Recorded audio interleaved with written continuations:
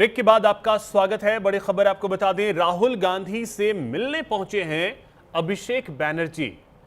सोनिया राहुल से मिलने पहुंचे अभिषेक बैनर्जी। ममता के बाद सोनिया गांधी से मुलाकात करने अभिषेक बैनर्जी पहुंचे। कल सोनिया गांधी से मिलने के लिए ममता बनर्जी पहुंची थी। कांग्रेस में टीएमसी के विलय की अटकलों के बीच यह मुलाकात हुई है। अभिषेक के साथ डेरेक ओब्रायन भी मौजूद है। 10 जनपथ आवास पर दोनों की मुलाकात इस समय जारी है। तो देखिए, पहले ममता बनर्जी, जिन्होंने कल लगभग 5 साल के बाद सोनिया गांधी से 10 जनपथ में मुलाकात की। आज अभिषेक बैनर्जी पहुंचे हैं। अब बड़ा सवाल यह है कि जो अटकलें लगाई जा रही हैं, जो इस समय चर्चा जारी है कि क्या टीएमसी का विलय कांग्रेस में हो जाएगा, क्योंकि ये सभी जानते हैं कि ममता बनर्जी ने अपने राजनीतिक जीवन की शुरुआत कांग्रेस से तो की, लेकिन उन्हें पहचान तब मिली जब उन्होंने कांग्रेस से अलग होकर के अपनी तृणमूल कांग्रेस बनाई। अब क्या 2026 में मिली एक करारी हार के बाद ममता बनर्जी अपनी पार्टी का विलय कांग्रेस से कर लेंगी?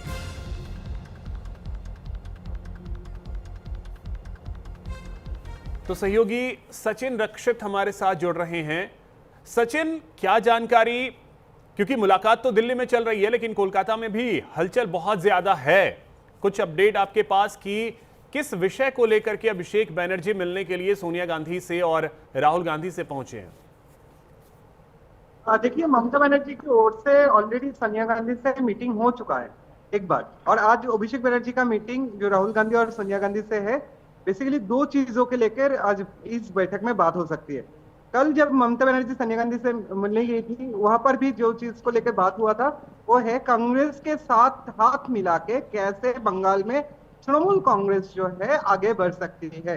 कौन सा तृणमूल कांग्रेस? ना पुराना जो पहला जो तृणमूल कांग्रेस, जिस तृणमूल कांग्रेस को 1998 में ममता बनर्जी कांग्रेस से बाहर आके फॉर्म किया था। ममता बनर्जी का अगर देखा जाए, पिछले टाइम पे भी हम लोगों ने देखा कि ममता बनर्जी ने सीपीएम को भी अप्रोच किया था फॉर द अलायंस, लेकिन सीपीएम ने सीधा सीधा ना कर दिया। उसके बाद जाके कांग्रेस के साथ इंडी जो जोट की मीटिंग है, इंडी अलायंस की मीटिंग के बाद जाके सोनिया गांधी से ममता बनर्जी मीटिंग कर रही है।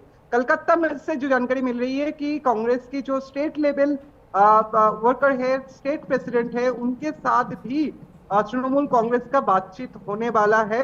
अगर सोनिया गांधी और राहुल गांधी से जो मीटिंग आज है अभिषेक बनर्जी का, उस मीटिंग के बाद अगर कोई फ्रूटफुल रिजल्ट आते हैं तो अभिषेक जो बंगाल की जो कांग्रेस की जो प्रेसिडेंट है, स्टेट प्रेसिडेंट, पीसीसी का जो स्टेट प्रेसिडेंट है, उनके साथ भी बातचीत हो सकती है इस मामले को लेकर।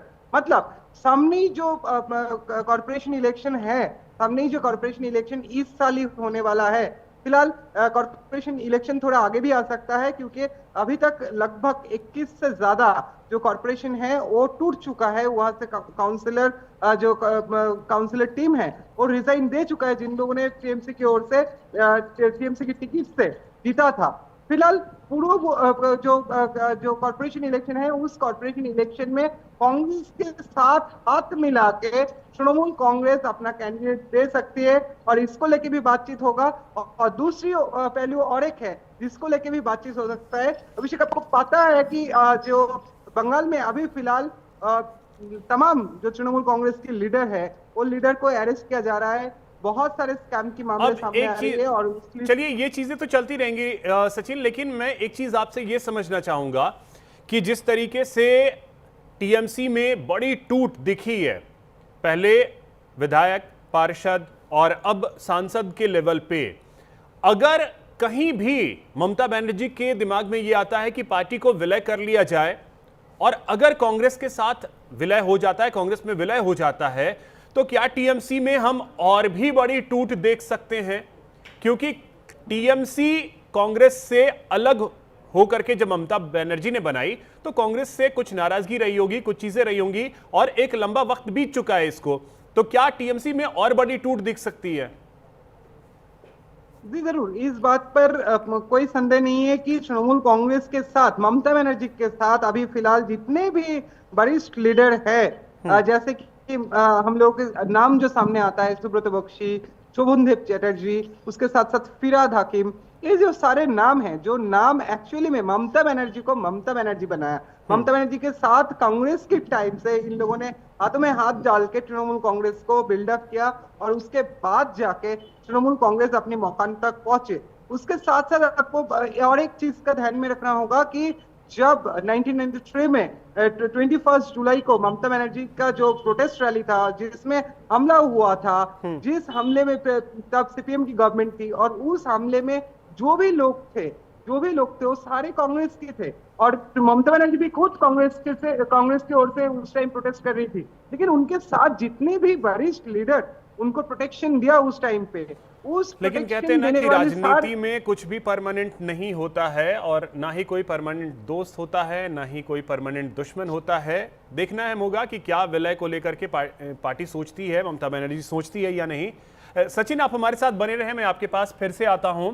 एक बड़ी खबर आ रही है, ममता बनर्जी को एक और झटका लगा है, एक और टीएमसी सांसद का इस्तीफा। टीएमसी सांसद सुष्मिता देव ने इस्तीफा दे दिया है। राज्यसभा सांसद पद से सुष्मिता देव ने इस्तीफा दिया है। पार्टी में टूट के बाद सुष्मिता देव ने इस्तीफा दे दिया है। तो देखिए, झटके हर लेवल पे लग रहे हैं। सचिन, आपके पास आ रहे हैं, झटके हर लेवल पे लग रहे हैं। और अगर राज्यसभा से सांसद हट रहे हैं, क्योंकि इस बार विधायक भी कम हुए हैं, और अगर राज्यसभा के इलेक्शन दोबारा होते हैं तो ये सीटें तो बीजेपी के पास चली जाएंगी, क्योंकि विधायकों की संख्या वहां ज्यादा है। ऐसे में राज्यसभा से सांसदों का इस तरीके से फटाफट इस्तीफा, मतलब ये क्या चल रहा है? बस राज्यसभा से सुष्मिता देव नहीं, और एक जो नाम है सांसदों की लिस्ट में, और एक नाम है शताब्दी राय, वो भी आज इस्तीफा दे सकती है, ऐसे सूत्रों से मालूम पड़ रही है। उसके साथ साथ कोयल मौलिक ऑलरेडी क्यू में है, जिन्होंने बताया, सूत्रों के माने तो कोयल मौलिक भी राज्यसभा से अपना इस्तीफा देने की जो कोशिश अभी कोयल मौलिक की ओर से जारी है। फिलहाल देखने को जो आ रहा है कि ये जो सारे जो सांसद है, जो इन लोग इस्तीफा दे रही है, सारे के सारे सांसद जाएंगे काकोली घोष दोस्तियर के साथ, अर्थात संसद में जो नए तृणमूल का एक फॉर्मेशन हो रहा है, वो जो नए तृणमूल जो है संसद में, अलग तृणमूल काकोली घोष दोस्तियर की ओर लीडरशिप में, उस लीडरशिप सारे जो है जाएंगे एनडीए की ओर, एनडीए को समर्थन देने वाले। सुष्मिता देव के बाद अभी शताब्दी राय की नाम भी आगे आ रही है। लेकिन सचिन, इसमें तो समस्या फिर हो जाएगी ना, अगर राज्यसभा से इस्तीफा दे रहे हैं, बाय इलेक्शन अगर होंगे तो फिर तो सारी सीटें तो फिर बीजेपी के पास चली जाएंगी। जरूर, यहाँ पर कोई संदेह नहीं है, क्योंकि काकोली घोष दोस्तियर ने खुद आगे चल के अपना जो मैसेज दिया कि वो सारे लोग जो है, जो इस्तीफा दे रही है फिलहाल, जो भी बाई इलेक्शन होगा, जो भी आगे की कार्रवाई होगी, सारे के सारे कार्रवाई वो एनडीए के समर्थन देते हुए करेंगे। और एनडीए के साथ जुड़ जाएंगे ये सारे 20 जो सांसद है, फिलहाल नंबर और भी बढ़ सकती है, वो सारे के सारे एनडीए के साथ जुड़ जाएंगे। अभिषेक, चलिए, बहुत शुक्रिया सचिन आपका तमाम जानकारी के लिए। गाजियाबाद से एक बड़ी खबर आपको बता दें, यहां फर्नीचर फैक्ट्री में भीषण आग लगी है। साहिबाबाद की फर्नीचर फैक्ट्री में आग लगी है। फैक्ट्री का सारा सामान जलकर खाक हो गया। शॉर्ट सर्किट के चलते आग की आशंका जताई जा रही है। दमकल कर्मियों ने आग पर काबू पाया है। गाजियाबाद के साहिबाबाद में फैक्ट्री में भीषण आग लगी है। सूचना मिलते ही फायर ब्रिगेड की टीमें मौके पर पहुंची और आग बुझाने का प्रयास कर रही हैं। आग इतनी विकराल थी कि फैक्ट्री का टीन शेड गिर गया, जिससे राहत और बचाव के काम में दिक्कतें भी आई। इसके बाद जेसीबी मशीन बुलाकर टीन शेड को हटाया गया और चारों तरफ से आग पर काबू पाने के प्रयास जो हैं वो लगातार किए जा रहे हैं। तो गाजियाबाद से ये तस्वीरें आपको दिखा रहे हैं, जहां एक फर्नीचर की फैक्ट्री में आग लगी। आग बुझाने के प्रयास जो हैं वो लगातार किए जा रहे हैं। आज दिनांक 10 जून 2026 को सुबह समय लगभग 4:55 पर फायर स्टेशन साहिबाबाद की सूचना प्राप्त हुई थी। साइट 4 स्थित एसएस होम एंड फर्नीचर, जिसमें आग लगी हुई है। तत्काल हमारी 2 फायर टेंडर साहिबाबाद से और 2 वाटर बॉयर्स वैशाली से घटनास्थल पर भेजे गए। वहां जाके देखा तो अस्थायी टीन शेड से निर्मित जो फैक्ट्री थी उसमें सोफा बनाने का कार्य होता था, उसमें पूरी तरह से आग फैली हुई थी और आसपास रिहायशी क्षेत्र था, जिसको देखते हुए तत्काल चारों साइड से होज लाइन फैलाते हुए आग बुझाना शुरू किया और लगभग 2 घंटे में आग को पूर्ण रूप से बुझा दिया। चूंकि टीन शेड से बना हुआ था, अस्थायी स्ट्रक्चर गिर गया था जिसके कारण आग नीचे दबी हुई थी, उसको बुझाने में कठिनाई उत्पन्न हो रही थी। तत्काल जेसीबी बुलाते हुए टीन शेड हटाते हुए आग बुझाने का कार्य किया गया और कार इसमें आग को पूरी तरह से बुझा दिया गया। कूलिंग डाउन प्रक्रिया लगभग 1 घंटे और चली, जो कि घटना में किसी प्रकार की कोई जनहानि नहीं है, कोई इंजरी नहीं। कोलकाता से खबर है, जहां अलीपुर में सरकारी दफ्तर में आग लगी है। सरकारी दफ्तर की 8वीं मंजिल में भीषण आग लगी है। दफ्तर में फंसे लोगों को सुरक्षित बाहर निकाला गया है। मौके पर दमकल की कई गाड़ियां मौजूद हैं। कोलकाता के अलीपुर इलाके से एक बेहद डराने वाली खबर सामने आई। अलीपुर कोर्ट के ठीक पास स्थित दक्षिण 24 परगना जिला परिषद की 8वीं मंजिल में अचानक आग लग गई। देखते ही देखते आग ने विकराल रूप धारण कर लिया। पूरी इमारत धुएं के गुबार में तब्दील हो गई। इस घटना के बाद पूरे इलाके में हड़कंप मच गया। आग बुझाने के प्रयास लगातार किए जा रहे हैं। दमकल विभाग को सूचना दी गई। आपको बता दें कि आग बुझाने और राहत के काम में जो दमकल विभाग की लगभग 10 गाड़ियां लगी हुई हैं।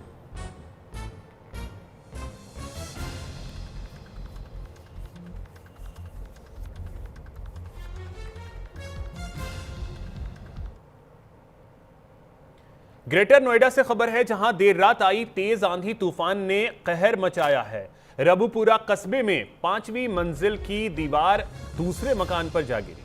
हादसे के समय घर में सो रहे थे 12 से ज्यादा लोग। मकान में मौजूद कई लोग घायल हुए हैं। दीवार गिरने से घर का एक हिस्सा क्षतिग्रस्त हो गया है। ये देखिए तस्वीरें आपको दिखा रही है ग्रेटर नोएडा में, जहां एक छत जो है वो गिरी है और देर रात आंधी तूफान की वजह से ये स्थिति बनी। ग्रेटर नोएडा में कई लोग इसमें घायल हुए हैं। रबुपुरा कस्बे में 5वीं मंजिल की दीवार दूसरे मकान पर जा गिरी। कई लोग इसमें घायल हुए हैं। घायलों को इलाज के लिए अस्पताल में भर्ती करवाया गया है। देर रात तेज आंधी तूफान की वजह से ये हालात हुए।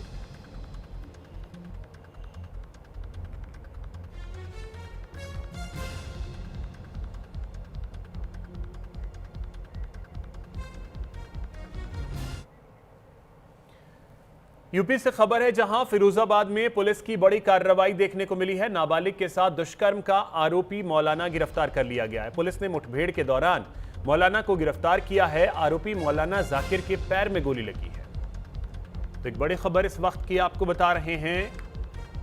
ऑपरेशन लंगड़ा के तहत यह कार्रवाई की गई है।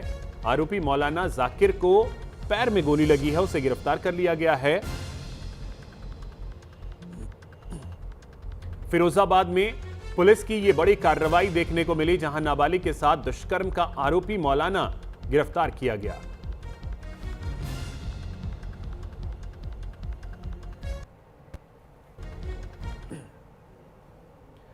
मुरादाबाद में बुलडोजर वाली अनोखी शादी देखने को मिली है। सोशल मीडिया पर तेजी से वायरल हो रही है। बुलडोजर पर बैठा दूल्हा सिगरेट के छल्ले उड़ाते हुए दिख रहा है। दूल्हे और बाराती का भी डांस वायरल हो रहा है। पूरी बारात बुलडोजर पर चढ़ कर पहुंची थी।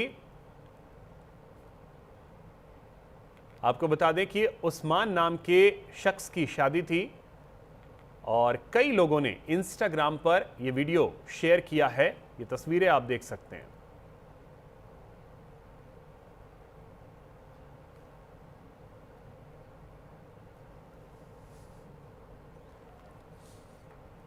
तो दरअसल आपको बता दें कि उत्तर प्रदेश में, या यूं कहें अब देश में, बुलडोजर का एक अलग ही क्रेज जो है वो देखने को मिलता है। एक अलग ही चलन बुलडोजर का। हालांकि अमूमन आपको बुलडोजर एक्शन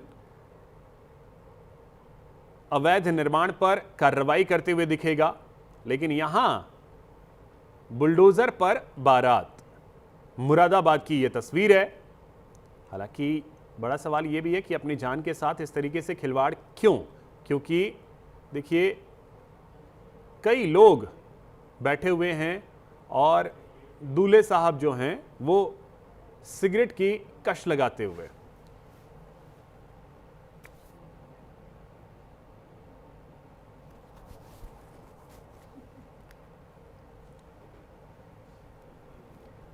अफगानिस्तान पर पाकिस्तान का बड़ा हमला, कुनार, खोस्त और पक्तिका प्रांतों में हमले किए गए। हमले में 13 लोगों की मौत हुई है, 14 लोग घायल हुए हैं। ईरान अमेरिका की जंग में बिचौलिए की भूमिका निभा रहे पाकिस्तान ने अपने पड़ोसी मुल्क अफगानिस्तान पर एक बार फिर बड़ा हमला किया। अफगानिस्तान के अधिकारियों का कहना है कि पाकिस्तान ने उनके देश को निशाना बनाते हुए हवाई हमले किए हैं।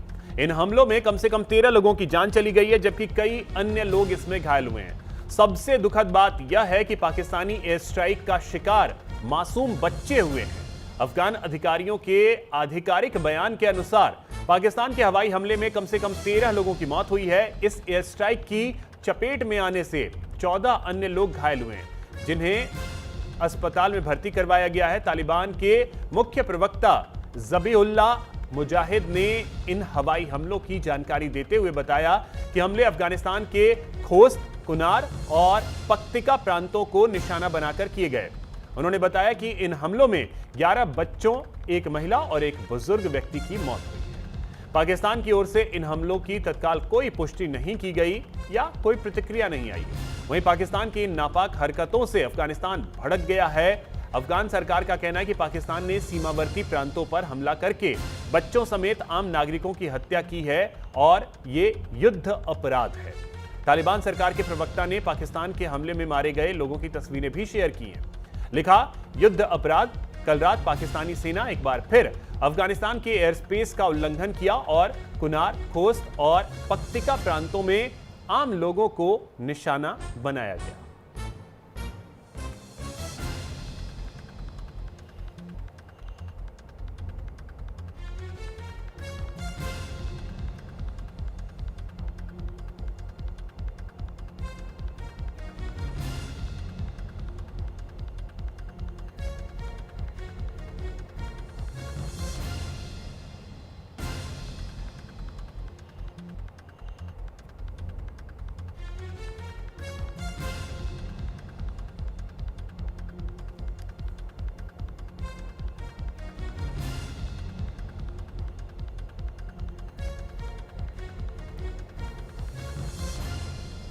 तो आपको बता दें कि पाकिस्तान ने अफगानिस्तान पर एयर स्ट्राइक की और इसमें 13 लोगों की मौत हुई है, जिसमें 11 मासूम बच्चे हैं और 14 लोग इसमें घायल हुए हैं।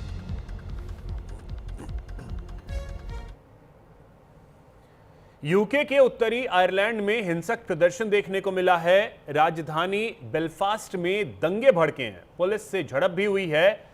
मास इमिग्रेशन का विरोध कर रहे हैं लोग। चाकूबाजी के घटना के बाद हिंसा भड़की है। अप्रवासियों को अपने देश में बसाने का विरोध यहां देखने को मिला है। ये तस्वीरें भी हम आपको दिखा रहे हैं। आयरलैंड में हिंसक प्रदर्शन देखने को मिला है। चाकूबाजी की घटना के बाद यह स्थिति बनी है। अप्रवासियों को अपने देश में बसाने का विरोध यहां देखने को मिला है। राजधानी बेलफास्ट में दंगे भड़के हैं, पुलिस से झड़प हुई है। आगजनी की तस्वीरें भी लगातार हम आपको दिखा रहे हैं।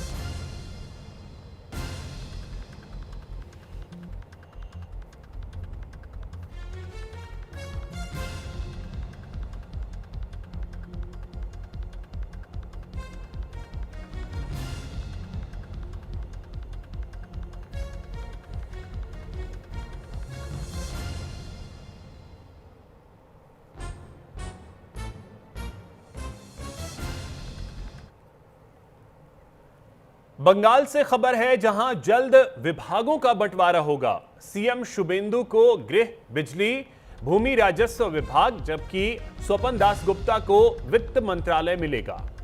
स्वरदत्त मुखोपाध्याय को स्वास्थ्य विभाग दिया जाएगा। उच्च शिक्षा विभाग भी होगा। जगन्नाथ चट्टोपाध्याय को मिल सकता है शिक्षा विभाग, जबकि दीपक बर्मन को स्कूली शिक्षा, एमएसएमई की जिम्मेदारी दी जा सकती है।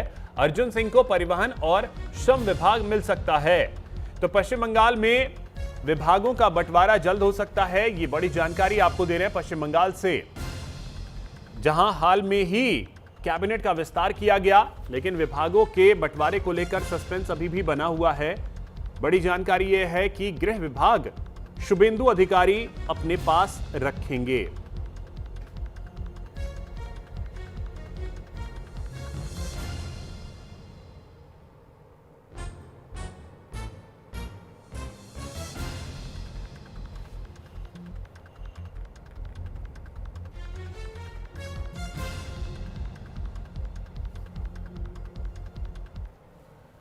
ममता बनर्जी को एक और झटका लगा है। एक और टीएमसी सांसद ने इस्तीफा दे दिया है। टीएमसी सांसद सुष्मिता देव ने इस्तीफा दिया है।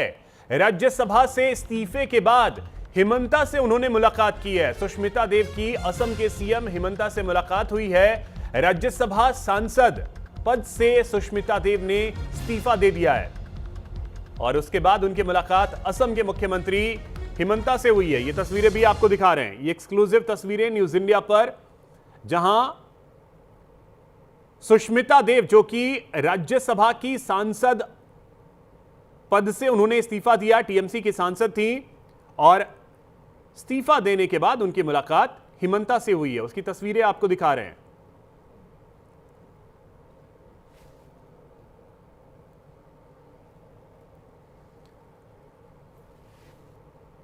तो ममता बनर्जी एक तरफ सोनिया गांधी और राहुल गांधी से मुलाकात कर रही हैं। अभिषेक बनर्जी सोनिया गांधी राहुल गांधी से मुलाकात कर रहे हैं। दूसरी तरफ उनकी पार्टी खंड खंड हो रही है। पहले विधायक, फिर पार्षद और अब सांसदों के टूटने का सिलसिला लगातार जारी है। लोकसभा के कई सांसद जो हैं वो अलग गुट बना चुके हैं। अब राज्यसभा से एक एक कर सांसद इस्तीफा दे रहे हैं।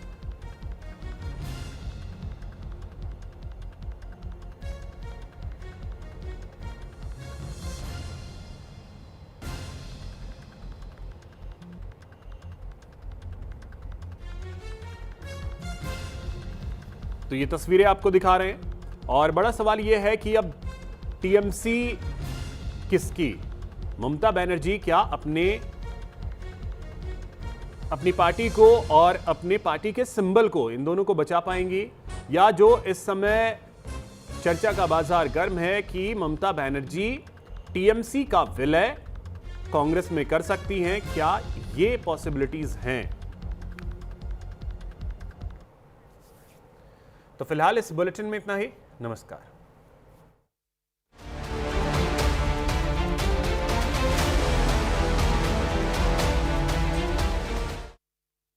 यशस्वी प्रधानमंत्री